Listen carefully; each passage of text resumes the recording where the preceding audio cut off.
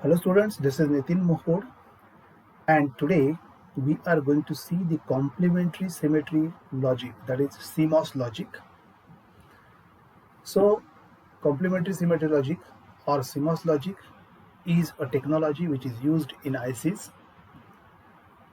TTL devices, that is transistor logic based devices, are common but have large dissipation, that is power dissipation, while CMOS devices have very small power dissipation, that is around 12 nanowatts per gate, and large noise immunity, that is the capability of sustaining noise without changing its output, and packing density, that number of components can be accommodated within a given space.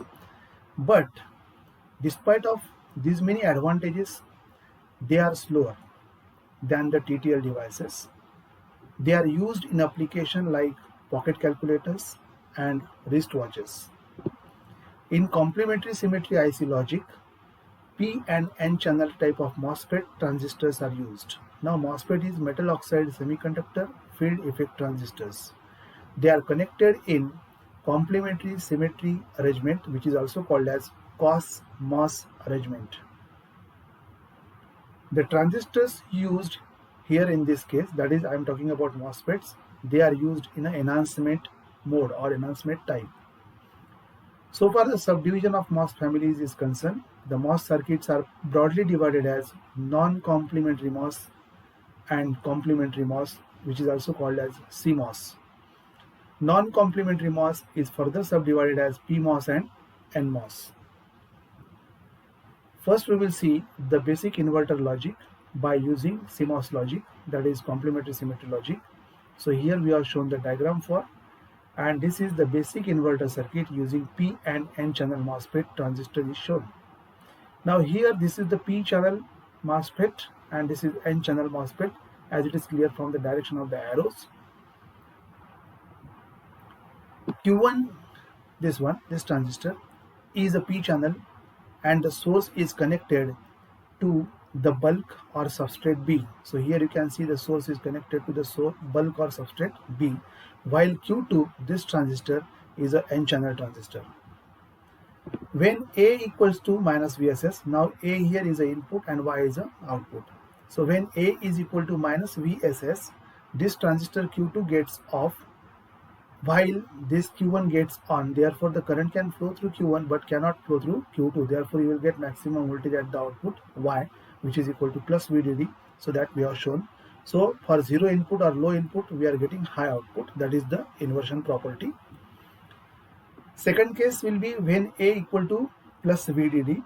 So in that case this transistor Q1 will be off while this transistor Q2 will be on, and hence since this is on, this minus VSS will appear at the output, which is a low, and for high input you will get low output. So this is how the inverter works.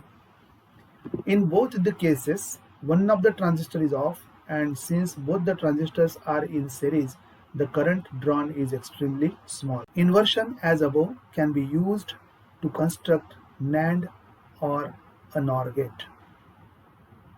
Moving on to one more circuit, that is typical NAND gate by using CMOS logic.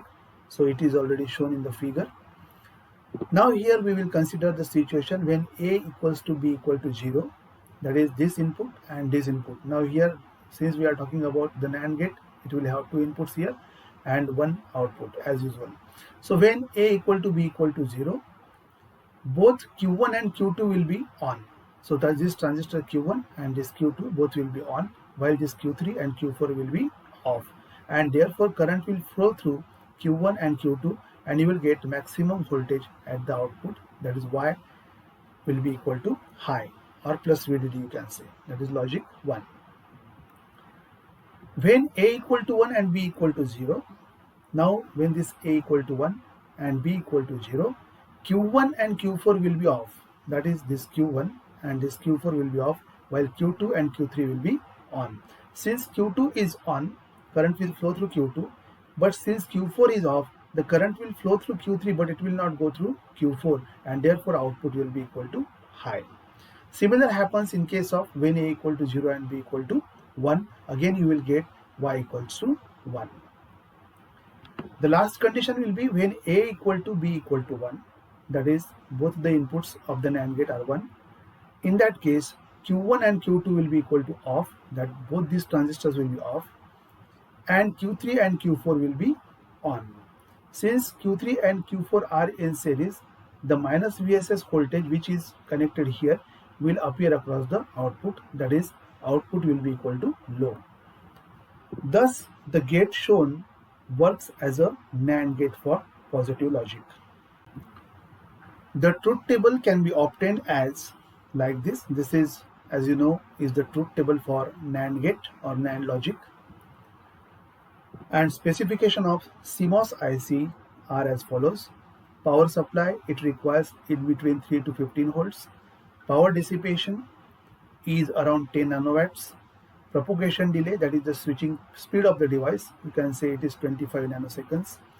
The noise immunity, that is the noise sustaining capability, is 45% of VDD.